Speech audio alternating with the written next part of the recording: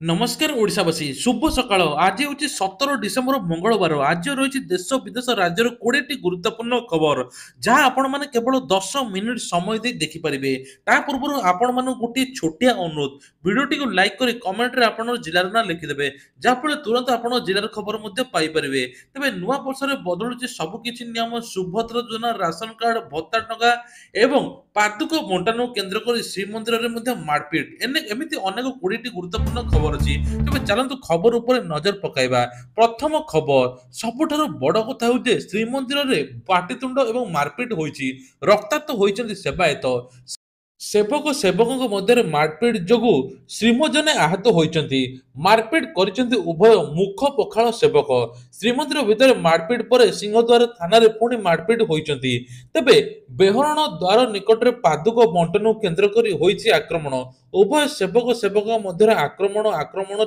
जड़े वयस्क सेवक आहत होती सिंहद्वार थाना पुलिस तदंत आरंभ कर सुभद्रा योजना को नहीं आसला बड़ अपडेट सुभद्रार चतुर्थ पर्याय टंका को नहीं बड़ सूचना देते उपमुख्यमंत्री प्रभाती परिडा तेज आसंता डिसेम्बर 25 तारिख में मिलवा जाऊा सुभद्रा चतुर्थ पर्याय टंका को स्थगित रखिंट सरकार डिसेम्बर मासरे यही टंका अधिकारी को आकाउंट को पठाଯିब नहीं बोली संकेत देते उपमुख्यमंत्री प्रभाती परिडा योजनार चतुर्थ पर्याय टंका आसिया पूर्व बड़ घोषणा करते उपमुख्यमंत्री एथपाई जांच जारी रही खूब शीघ्र एने बड़ अपडेट आसीपारे बोली कहुछि तेबे नुआ वर्ष भेटी देबे बोली कहुछि एक रिपोर्ट अनुसार एबे ई केवाईसी अपडेट नथिबारु 5,11,000 आवेदन पड़ी रही से प्रकाश करिसंती तेबे जदि बायोमेट्रिक रे ई केवाईसी शेष बोली देखाउछि हिताधिकारी अचिंता रुहतु ओटीपी जरिया रे ई केवाईसी करथिले बायोमेट्रिक मध्ये करंतु बोली कहुछि जहा फल आपनकर मध्ये टंका आसीबो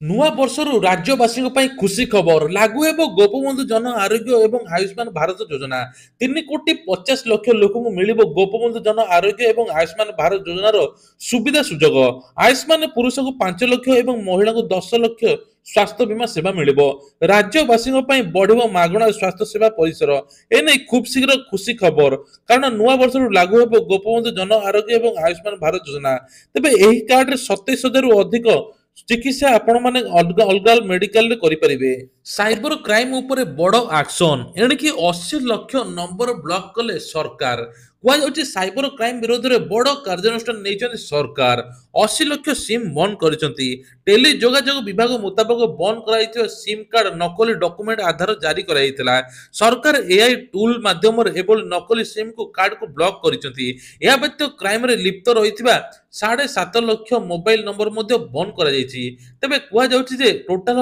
80 लाख नंबर को ब्लॉक करने जुगुरु एथर साइबर क्राइम साइबर अपराध कमिजिव बोली कहुच्छी आंदोलन ओहली अंगनवाड़ी कर्मी आलोचना सफल हेबा आशावादी तेज विभाग सचिव सहित आलोचना हेबा पर किछि दाबी को स्वीकार कराइथिबार आंदोलन ओहरिचंती अंगनवाड़ी कर्मी मंगलवार दिन विभाग मंत्री उपमुख्यमंत्री प्रभाती परिडा सह आलोचना रही तेज आलोचना सफल हेबा आशावादी अछंती एमाने दिनिकिया धारणा शेष होईछि आगु दाबी पूरण जदि न हुए राज्य रास्ता को ओह्लाइबे बोली संघ पक्षरु कहुଯାଇଛି तेबे गांधी मार्ग में एकाठी होइतिले हजार हजार अंगनवाड़ी कर्मी विभिन्न दफा नहीं करथिले आंदोलन मासिक 10,000 दरमार टंका वृद्धि कर 18,000 टंका मिलिबा पिलामानकु मिलुतबा खाद्यर टंका बढ़ाइबा पेंशन लागू सहित विभिन्न प्रकार तांकर दाबी थिला एसब कहुଯାଇଛି खूब जल्दी पूर्ण हेबो आ जदि न हेबो राज्य रास्ता को पुणी ओह्लाइबे महिला एथर सबुठारु खुशी खबर सबु जिले में खोलिबो साइबर थाना प्रति थाना को दियाजिब 9टी बाइक 69तम पुलिस ड्यूटी मीटर उद्यापन कार्यक्रम में मुख्य अतिथि भाव जोगदे मुख्यमंत्री मोहन चरण माझी कहते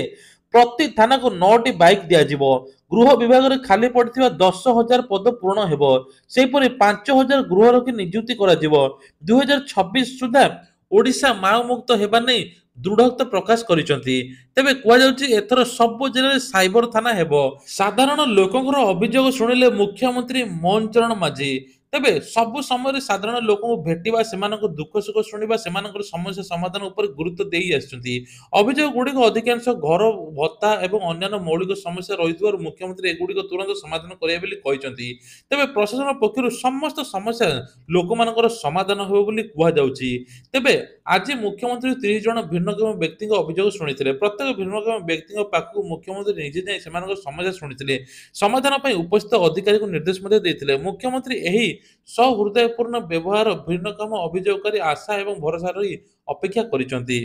ତେବେ ଶ୍ରୀମନ୍ଦିର ରତ୍ନଭଣ୍ଡାର ମରାମତି ଶୃଙ୍ଖଳିତ ନୀତିକାନ୍ତି ଦର୍ଶନକୁ ଫୋକସ୍। ତେବେ କୁହାଯାଉଛି ଯେ ଏଥର ରତ୍ନଭଣ୍ଡାର କାମ ଆରମ୍ଭ ହୋଇଯିବ। ଦୈନିକ 5 ଘଣ୍ଟା ଧରି ମରାମତି କାମ ହେବାକୁ ଥିବାବେଳେ ଶ୍ରୀମନ୍ଦିର ପ୍ରଶାସନ ପକ୍ଷରୁ ବ୍ୟାପକ ପ୍ରସ୍ତୁତି ହୋଇଛି। ଶ୍ରୀଜୀଉଙ୍କ ଶୃଙ୍ଖଳିତ ନୀତି ନିର୍ଘଣ୍ଟ ପରେ ଗୁରୁତ୍ୱ ଦିଆଯାଉଛି। ଆଇନ ମନ୍ତ୍ରୀ କହିଛନ୍ତି ଯେ ଆଗାମୀ 100 ବର୍ଷ ପାଇଁ ଯେଭଳି କୌଣସି ସମସ୍ୟା ନ ରୁହେ ସେ ଦୃଷ୍ଟିରେ ମଧ୍ୟ ମରାମତି କରାଯିବ। ଆଉ ମରାମତି କାର୍ଯ୍ୟ ସରିଲେ ଖୁବ୍ ଯୋଡ଼ି ଗଣତି ମଣତି ମଧ୍ୟ ହେବ ବୋଲି କୁହାଯାଉଛି। ନୂଆ ବର୍ଷରେ ପ୍ରଶାସନର ନୂଆ ନିୟମ, ଏଣିକି ଭିକାରୀକୁ ଭିକ ଦେଲେ ହେବ କାର୍ଯ୍ୟାନୁଷ୍ଠାନ। ତେବେ ନିଜ ଆଡୁ ମାମଲା ରୁଜୁ କରିବ ପ୍ରଶାସନ। ନୂଆ ବର୍ଷରେ କଡାକଡି ପାଳନ ହେବ ନିୟମ। ମଧ୍ୟପ୍ରଦେଶରେ ଇନ୍ଦୋରକୁ ଭିକାରୀ ମୁକ୍ତ କରିବା ପାଇଁ 2025 ଜାନୁଆରୀ 1ରେ ଭିକାରୀଙ୍କୁ ଭିକ ଦେଉଥିବା ବ୍ୟକ୍ତିଙ୍କ ବିରୋଧରେ ଏତଲା ପଞ୍ଜୀକରଣ କରିବ ଜିଲ୍ଲା ପ୍ରଶାସନ। ଜିଲ୍ଲାପାଳ ଆଶିଷ ସିଂ କହିଛନ୍ତି, ଇନ୍ଦୋରରେ ଭିକ୍ଷାବୃତ୍ତି ଉପରେ ପ୍ରତିବନ୍ଧକ ଲଗାଇବା ପାଇଁ ପ୍ରଶାସନ ପକ୍ଷରୁ ନିର୍ଦ୍ଦେଶ ଜାରି ରହିଛି। ସହରରେ ଚଳିତ ମାସ ଶେଷ ପର୍ଯ୍ୟନ୍ତ ଭିକ୍ଷାବୃତ୍ତି ବିରୋଧରେ ଆମେ ସଚେତନତା ଅଭିଯାନ କରିବୁ। ଜାନୁଆରୀ 1ରୁ ଯଦି କୌଣସି ଲୋକ ଭିକ ଦେଉଥିବାର ଧରାପଡ଼ନ୍ତି ତେବେ ତାଙ୍କ ବିରୋଧରେ ଏତଲା ମଧ୍ୟ ପଞ୍ଜୀକୃତ ହେବ। କେନ୍ଦ୍ର ସାମାଜିକ ନ୍ୟାୟ ଏବଂ ସଶକ୍ତି ମନ୍ତ୍ରାଳୟ ଏବଂ 10ଟି ସହରକୁ ଭିକାରୀମୁକ୍ତ କରିବା ପାଇଁ ଏକ ପାଇଲଟ ପ୍ରକଳ୍ପ ଆରମ୍ଭ କରିଛି, ଯେଉଁଥିରେ ଇନ୍ଦୋର ମଧ୍ୟ ସାମିଲ ଅଛି। ପ୍ରବଳ ଶୀତ ଯୋଗୁଁ ମୟୂରଭଞ୍ଜ ଜିଲ୍ଲା ଶିମିଳିପାଳରେ କାଶ୍ମୀରୀ ଭ୍ରମ। ଏହି ସ୍ଥାନରେ ତାପମାତ୍ରା 1 ଡିଗ୍ରୀ ରେକର୍ଡ କରାଯାଇଛି। ତୁଷାରପାତରେ ହୋଇଛି ସାରା ଅଞ୍ଚଳ। ତା ସହିତ ତାପମାତ୍ରା ମାଇନସ୍ ଆଡକୁ ଗତି କରୁଛି। ଆଜି ସକାଳେ ଉପର ବରଖମୁଣ୍ଡାରେ ସର୍ବନିମ୍ନ ତାପମାତ୍ରା 1 ଡିଗ୍ରୀ ରହିଥିଲା। ଏହା ଛଡା ବାରା କାଶ୍ମୀର ଶିମିଳିପାଳରେ ଏବେ କାଶ୍ମୀରୀ ଭମୁଡାରେ ତାପମାତ୍ରା 3 ଡିଗ୍ରୀ ଥିବା ବେଳେ ଏବେ ଚହଲାଠାରେ 3 ଡିଗ୍ରୀ, ନବାନରେ 4 ଡିଗ୍ରୀ, ଏମିତି ବିଭିନ୍ନ ସ୍ଥାନରେ 3ରୁ 4 ଡିଗ୍ରୀ ରହିଛି, ଯାହା ସବୁଠାରୁ ବଡ କଥା। ତେବେ କୁହାଯାଉଛି ଯେ ଶିମିଳିପାଳ 2ଟି ସ୍ଥାନରେ ପ୍ରଥମ ତୁଷାରପାତ ଦେଖିବାକୁ ମିଳିଛି। ଡ୍ରଗ୍ସକୁ ନେଇ ସୁପ୍ରିମକୋର୍ଟଙ୍କ ବଡ଼ ଶୁଣାଣି। ତେବେ ସର୍ବୋଚ୍ଚ ନ୍ୟାୟାଳୟରେ ସୋମବାର ଦିନ ଭାରତର ଯୁବକମାନଙ୍କ ମଧ୍ୟରେ ନିଶା ଦ୍ରବ୍ୟ ଅବ୍ୟବହାର ବୃଦ୍ଧିକୁ ନେଇ ଗମ୍ଭୀର ନିରାଶ ବ୍ୟକ୍ତ କହିଛନ୍ତି ଏବଂ ଡ୍ରଗ୍ସ ନେବା କୁଲ ବୋଲି ବିବେଚନା କରାଯାଇପାରିବ ନାହିଁ, ବିଲକୁଲ ନୁହେଁ।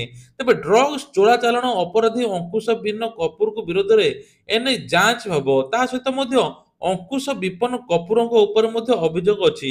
ପାକିସ୍ତାନ ସମୁଦ୍ର ଜଳପଥ ଦେଇ ଭାରତରେ ହେଉଥିବା ହେରୋଇନ ଚାଲାଣକୁ ମଧ୍ୟ ସାମିଲ ଅଛନ୍ତି।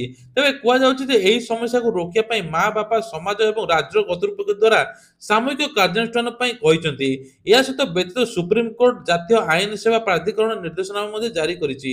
ତେବେ ଏଥର ମଧ୍ୟ ଡ୍ରଗ୍ସ ଚୋରାଚାଲାଣକୁ ଧରାପଡ଼ିବ ଏବଂ କୌଣସି କୋଉଠି ଚାଲାଣ ହେଇପାରିବ ନାହିଁ। ଦୁର୍ନୀତି ମୁକ୍ତ ହେବ ସାରା ଭାରତ। ଗାନ୍ଧୀ ମାର୍ଗରେ ଗଡ଼ିବ ପ୍ରଜ୍ଞାପନ ମେଢ଼। ସାଧାରଣତନ୍ତ୍ର ଦିବସରେ ପ୍ରଦର୍ଶିତ ହେବ ରାଜ୍ୟର ଐତିହ୍ୟ ଓ ବିକାଶ। ତେବେ ଆସନ୍ତା ରାଜ୍ୟସ୍ତରୀୟ ସାଧାରଣ ଦିବସ ପାଳନ ବେଳେ ଭୁବନେଶ୍ୱରସ୍ଥିତ ଗାନ୍ଧୀ ମାର୍ଗରେ ପ୍ରଜ୍ଞାପନ ମେଢ଼ ଗଡ଼ିବ। ଏଥିରେ ରାଜ୍ୟର ଐତିହ୍ୟ, ପରମ୍ପରା, ଅସ୍ମିତା ବିକାଶକୁ ନେଇ ପ୍ରଜ୍ଞାପନ ମେଢ଼ ଗୁଡ଼ିକ ପ୍ରଦର୍ଶିତ ହେବ। ପ୍ୟାରେଡ୍ ପ୍ରଦର୍ଶନ ସହିତ ପ୍ରଜ୍ଞାପନ ମେଢ଼ ଉକ୍ତ ଉତ୍ସବରେ ସ୍ୱତନ୍ତ୍ର ଆକର୍ଷଣ ହେବ ବୋଲି କୁହାଯାଉଛି। ଆସନ୍ତା ବର୍ଷ ଜାନୁଆରୀରେ ହେବ ବିଜେଡିର ସାଂଗଠନିକ ନିର୍ବାଚନ। ତେବେ ଏନେଇକି ବିଜେଡି ସଭାପତି ନବୀନ ପଟ୍ଟନାୟକ ନିର୍ଦ୍ଦେଶ ଦେଇଥିବା ସୂଚନା ଦେଇଛନ୍ତି। ବରିଷ୍ଠ ବିଜେଡି ନେତା ଅତନୁ ସବ୍ୟସାଚୀ ମଧ୍ୟ କହିଛନ୍ତି। ଅତନୁ କହିଛନ୍ତି, ବିଜେଡି ସଭ୍ୟ ସଂଗ୍ରହ ଅଭିଯାନ ଭାବେ ପରିଚିତ। ଡିସେମ୍ବର 21 ସୁଦ୍ଧା ଟାର୍ଗେଟ ହାସଲ କରିବାକୁ କୁହାଯାଉଛି। ଏହାପରେ ସବୁଆଡୁ ରିପୋର୍ଟ ଆସିବା ପରେ ସମନ୍ୱୟ କମିଟି ଅଧ୍ୟକ୍ଷ ଦେବୀ ମିଶ୍ରଙ୍କୁ ଯାଞ୍ଚ କରି ରିପୋର୍ଟ ଦଳେ ସଭାପତିଙ୍କୁ ଦେବେ। ତାପରେ ଚୂଡାନ୍ତ ହେବ ତାଲିକା। 24 ଜଣ ପ୍ରାଥମିକ ସଦସ୍ୟରେ ଜଣେ ସକ୍ରିୟ ସଦସ୍ୟ ରହିବେ। ଆସନ୍ତା 2025 ଜାନୁଆରୀ ସାଂଗଠନିକ ନିର୍ବାଚନ ପରେ ବି ବର୍ଷ ତମାମ ସଭ୍ୟ ସଂଗ୍ରହ ହୋଇପାରିବେ। ବର୍ତ୍ତମାନ ମଧ୍ୟ ରାଜ୍ୟରେ ୱାର୍ଡ କମିଟି ଅନେକ ସ୍ଥାନରେ ଗଠନ ହୋଇସାରିଲାଣି। ମୁଖ୍ୟମନ୍ତ୍ରୀଙ୍କର ବଡ଼ ଘୋଷଣା, ଛାତ୍ରଛାତ୍ରୀ କି ମିଳିବା ପାଇଁ ଯାଉଛି 5,000 ଟଙ୍କା। ଏନେଇକି ବଡ଼ ଘୋଷଣା କଲେ। ଡିସେମ୍ବର 31 ତାରିଖରେ ସ୍କୁଲର ଛାତ୍ରଛାତ୍ରୀଙ୍କୁ 5,000 ଟଙ୍କା ମିଳିବ। ମାଧବ ସିଂ ଯୋଜନାରେ ଜନଜାତି ଅନୁସୂଚିତ ଜାତି ପିଲାମାନଙ୍କୁ 5,000 ଟଙ୍କା ଯୋଗାଇ ଦେବେ ସରକାର। ଏନେଇକି ଉପକୃତ ହେବେ 3.5 ଲକ୍ଷରୁ ଅଧିକ ଛାତ୍ରଛାତ୍ରୀମାନେ। ବଢୁଛି ପ୍ରଦୂଷଣ, ସୁପ୍ରିମକୋର୍ଟଙ୍କ ଉଦ୍ବେଗ। କେନ୍ଦ୍ରକୁ ପ୍ରଦୂଷଣ ତଥ୍ୟ ମାଗିଲେ କୋର୍ଟ। ତେବେ ଭାରତରେ ସମସ୍ୟା ଏବେ ପ୍ରଦୂଷଣ। ସୁପ୍ରିମକୋର୍ଟ ସୋମବାର ଦିନ ସରକାରଙ୍କୁ ଅଧିକ ପ୍ରଦୂଷିତ ସହରଗୁଡ଼ିକ ତାଲିକା ମାଗିଛନ୍ତି। ଏହାଦ୍ୱାରା ଦିଲ୍ଲୀ ଏନସିଆର ବାୟୁର ଗୁଣବତ୍ତାକୁ ଯାଞ୍ଚ କରିବା ସହିତ ଏଥିରେ ସୁଧାର ଆଣିବା ପାଇଁ ଗଠନ ହୋଇଥିବା ବାୟୁ ଗୁଣବତ୍ତା ପରିଚାଳନା କମିଶନ ଭଳି ସଂସ୍ଥା ସବୁ ରାଜ୍ୟରେ ପ୍ରତିଷ୍ଠା କରାଯାଇପାରେ ବୋଲି କୋର୍ଟ କୁହାଯାଉଛି। ତେବେ କୁହାଯାଉଛି ସବୁ ରାଜ୍ୟମାନଙ୍କର ପ୍ରଦୂଷଣ ଲିଷ୍ଟ ଦେବା ପାଇଁ ମଧ୍ୟ ସୁପ୍ରିମକୋର୍ଟ କହିଛି। ଜାନୁଆରୀ ମାସରେ ପ୍ରଧାନମନ୍ତ୍ରୀ ମୋଦି ଦୁଇଥର ଓଡ଼ିଶା ଗସ୍ତରେ ଆସିବେ। ତେବେ କୁହାଯାଉଛି ସର୍ବଭାରତୀୟ ଡିଜି ଆଇଜି ସମ୍ମିଳନୀରେ ଯୋଗ ଦେବା ପାଇଁ ପ୍ରଧାନମନ୍ତ୍ରୀ ନରେନ୍ଦ୍ର ମୋଦି 3 ଦିନିଆ ଗସ୍ତରେ ଓଡ଼ିଶା ଆସିଥିଲେ। ତେବେ ଆଗାମୀ ଦିନରେ ମଧ୍ୟ ପ୍ରଧାନମନ୍ତ୍ରୀ ଓଡ଼ିଶା ଆସିବେ। ଆସନ୍ତା ମାସରେ ପ୍ରଧାନମନ୍ତ୍ରୀ ଦୁଇଥର ଓଡ଼ିଶା ଗସ୍ତରେ ଆସିବେ। ଆସନ୍ତା ମାସ 8, 9, 10 ତାରିଖରେ ଓଡ଼ିଆ ପ୍ରବାସୀ ଭାରତୀୟ ଦିବସରେ ସାମିଲ କରିବା ପାଇଁ ପ୍ରଧାନମନ୍ତ୍ରୀ ଆସିବେ ବୋଲି କୁହାଯାଉଛି। ସେପରି ଜାନୁଆରୀ 28, 29 ତାରିଖରେ ଉତ୍କର୍ଷ ଓଡ଼ିଶା କନକ୍ଲେଭକୁ ମଧ୍ୟ ପ୍ରଧାନମନ୍ତ୍ରୀ ଆସିବେ ବୋଲି କୁହାଯାଉଛି। ଆସୁଛି ନୂଆ ବର୍ଷ। ଏଥର ବୁଧବାର 2025 ବର୍ଷର ପ୍ରଥମ ଦିନ। ନୂଆ ବର୍ଷର ନୂଆ ସକାଳର ଶ୍ରୀ ଜଗନ୍ନାଥଙ୍କ ଦର୍ଶନ ପାଇଁ ଲକ୍ଷାଧିକ ଭୋଳ ସମାଗମ ହେବେ। ପ୍ରାୟ 3 ଲକ୍ଷରୁ ଉର୍ଦ୍ଧ୍ୱ ସମାଗମ ହେବାର ସମ୍ଭାବନା ଥିଲା। ଜିଲ୍ଲା ପ୍ରଶାସନ ପକ୍ଷରୁ ବ୍ୟାପକ ପଦକ୍ଷେପ ନିଆଯାଇଛି। ଭକ୍ତଙ୍କ ଦର୍ଶନକୁ ବ୍ୟବସ୍ଥିତ ଶୃଙ୍ଖଳିତ କରିବା ପାଇଁ ଜିଲ୍ଲା ପ୍ରଶାସନ ମଧ୍ୟ ପଦକ୍ଷେପ ନେଇଛି। ତେଣୁ ଏଥର ମହାପ୍ରଭୁଙ୍କୁ ଦର୍ଶନ ପାଇଁ ଏବେ ସହଜ ହେବ ବୋଲି ଆଶା କରାଯାଉଛି। ଶ୍ରଦ୍ଧାଳୁମାନେ ଯେମିତି ଶ୍ରୀମନ୍ଦିରକୁ ଯାଇ ସହଜରେ ଶୃଙ୍ଖଳିତ ଭାବେ ଦର୍ଶନ କରିବେ ସେ ବ୍ୟବସ୍ଥା ମଧ୍ୟ କରାଯାଇଛି। କେବେ କମିବ ଆଳୁ ଓ ପିଆଜ ଦର? ନାକରେ କାନ୍ଦିଲାଣି ଗରିବ ଖାଉଟି। ତେବେ ତାରିଖ 21 ଅଗଷ୍ଟ 2024 ଓଡ଼ିଶାକୁ ଆଳୁ ରପ୍ତାନି ବନ୍ଦ କରିଥିଲା ପଶ୍ଚିମବଙ୍ଗ। ପୁଣି ଏବେ 2-3 ମାସ ପରେ ପୁଣି ଆଳୁ ସମସ୍ୟା ଲାଗିଥିଲା। ଆଉ ଦେଶରେ ଏବେ କୁହାଯାଉଛି ରାଜ୍ୟରେ ଏବେ ଓଡ଼ିଶାକୁ ଆଳୁ ପହଞ୍ଚୁନି। କିଛି ଦିନ ମଧ୍ୟ ଆଳୁ ବନ୍ଦ ହେଇଥିଲା, ଏବେ ପୁଣି ଆଳୁ ମଧ୍ୟ ପଠାଯାଉଛି। ସରକାର ଆଳୁ ମିଶନ ପିଆଜ ମିଶନ ପାଇଁ ଲାଗିଥିଲେ। ଆଳୁ ପାଇଁ ବିହନ ମଧ୍ୟ ଆଣିଛନ୍ତି।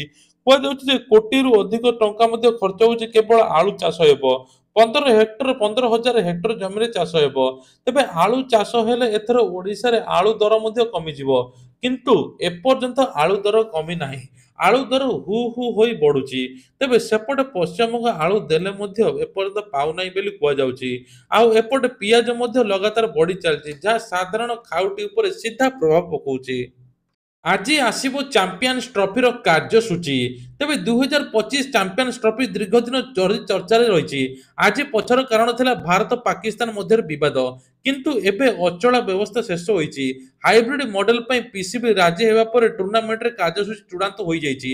ଆଜି ସନ୍ଧ୍ୟାରେ ଏହାର ଘୋଷଣା ହେବାର ସମ୍ଭାବନା ରହିଛି ବୋଲି କୁହାଯାଉଛି। ଚାଷୀମାନଙ୍କ ପାଇଁ ଖୁସି ଖବର। ଏଣିକି ଚାଷୀମାନଙ୍କୁ ମିଳିବ 2 ଲକ୍ଷ ଟଙ୍କା ଋଣ। ଏନେଇ ଆରବିଆଇ ମଧ୍ୟ ଘୋଷଣା କଲା। କୁହାଯାଉଛି ବନ୍ଧକ ମୁକ୍ତ ଋଣ ମିଳିବ। ତା ସହିତ ମଧ୍ୟ 4% ହାର ସୁଧ ରହିବ। ସବୁଠାରୁ କମ୍ କେବଳ ଚାଷୀମାନଙ୍କ ଉନ୍ନତି ଦିଗରେ ସରକାର ଚେଷ୍ଟା କରୁଛନ୍ତି। ତେବେ କୁହାଯାଉଛି ଯେ ଏଥର କେନ୍ଦ୍ର ସରକାରଙ୍କ ତରଫରୁ ଚାଷୀମାନେ 2 ଲକ୍ଷ ପର୍ଯ୍ୟନ୍ତ ଋଣ ନେଇପାରିବେ। ତେବେ ତା ସହିତ ମଧ୍ୟ ଆଉ ଗୋଟେ ବଡ ଖବର, ଏଣିକି ଇ ଶ୍ରମ କାର୍ଡ ପାଇଁ ଖୁସି ଖବର। ଇ ଶ୍ରମ କାର୍ଡ ଥିଲେ ଆପଣଙ୍କୁ ନୂଆ ରାସନ କାର୍ଡ ଯୋଗାଇ ଦେବେ ସରକାର। ଆଉ ଇ ଶ୍ରମ କାର୍ଡରେ ଆପଣ 1 ଲକ୍ଷ ପର୍ଯ୍ୟନ୍ତ ମଧ୍ୟ ସହାୟତା ପାଇପାରିବେ। ତେବେ ରାସନ କାର୍ଡକୁ ନେଇକି ବଡ ଅପଡେଟ, 6 କୋଟି ରାସନ କାର୍ଡ ଏବେ ଦେଶରେ ଟୋଟାଲ କଟିଛି। ଓଡ଼ିଶାରେ ପାଖାପାଖି 5-6 ଲକ୍ଷ ରାସନ କାର୍ଡ କଟିଯାଇଛି। ତେବେ ଅଯୋଗ୍ୟ ହିତାଧିକାରୀ ଭୂତ ହିତାଧିକାରୀଙ୍କ ନାଁ କଟିଛି। କୁହାଯାଉଛି ଯେ ରାସନ କାର୍ଡରେ ଏଥର ଜାନୁଆରୀ ମାସରେ ଗହମ ମିଳିବ। ତେବେ ଯେଉଁ ଗାଁରେ ବିଦ୍ୟୁତ ଏପଟ ସେପଟ ହେଉଥିବ ବା ବାରମ୍ବାର କଟୁଥିବ ସେଇ ଗାଁରେ କିରୋସିନି ମଧ୍ୟ ମିଳିବ ବୋଲି ଅଧିକ କୁହାଯାଉଛି। ତେବେ ଅନ୍ୟ ଅନ୍ୟ ରାଜ୍ୟମାନଙ୍କରେ ରାସନ କାର୍ଡରେ ଏବେ 9 ପ୍ରକାର ଜିନିଷ ମିଳୁଛି। ଖୁବ୍ ଜଲ୍ଦି ଡାଲି, ତେଲ, ଲୁଣ ଆମେ ଅନ୍ୟ ଜାଗାରେ ମିଳୁଛି। ତେବେ ଲୋକ କିଛି କହିଛନ୍ତି ଯଦି ଓଡ଼ିଶାରେ ସେଭଳି ମିଳନ୍ତା ତାହେଲେ ସାଧାରଣ ଖାଉଟି ଆଉ ହଇରାଣ ହୁଅନ୍ତେ ନାହିଁ। ଆମେରିକାର ପରବର୍ତ୍ତୀ ରାଷ୍ଟ୍ରପତି ଡୋନାଲ୍ଡ ଟ୍ରମ୍ପଙ୍କ ବିରୋଧରେ ମିଥ୍ୟା ଖବର ପ୍ରସାରଣ କରି ମାନହାନି ମାମଲାରେ ଫସିଥିଲେ ଆମେରିକାର ଅନ୍ୟତମ ପ୍ରଭାବଶାଳୀ ଗଣମାଧ୍ୟମ ପ୍ରତିଷ୍ଠାନ ଏମ୍ବିସି ନ୍ୟୁଜ୍। ତେବେ ଆଜି ଏହି ମାମଲାର ସମାଧାନ ନିମନ୍ତେ ଏବିସି ନ୍ୟୁଜ୍ କର୍ତ୍ତୃପକ୍ଷ ରାଜି ହୋଇଛନ୍ତି। ସର୍ତ୍ତ ଅନୁସାରେ ଏବିସି ନ୍ୟୁଜ୍ ଏବେ ପ୍ରେସିଡେନ୍ସିଆଲ ଫାଉଣ୍ଡେସନ ବା ମ୍ୟୁଜିୟମକୁ 15 ନିୟୁତ ଆମେରିକୀୟ ଡଲାର ସହିତ ଆଇନ ପରିଚାଳନା ବାବଦକୁ ଟ୍ରମ୍ପ କରିଥିବା ଖର୍ଚ୍ଚ $1 ନିୟୁତ ପ୍ରଦାନ କରିଛନ୍ତି। ତେବେ ଇଏ ଥିଲା ଆଜିର ଦେଶ ବିଦେଶର କିଛିଟା ଖବର। ଏଇଭଳିଆ ଖବର ଦେଖିବା ପାଇଁ ହେଲେ ଚ୍ୟାନେଲକୁ ସବସ୍କ୍ରାଇବ କରିବା ପାଇଁ ଭୁଲିବେ ନାହିଁ।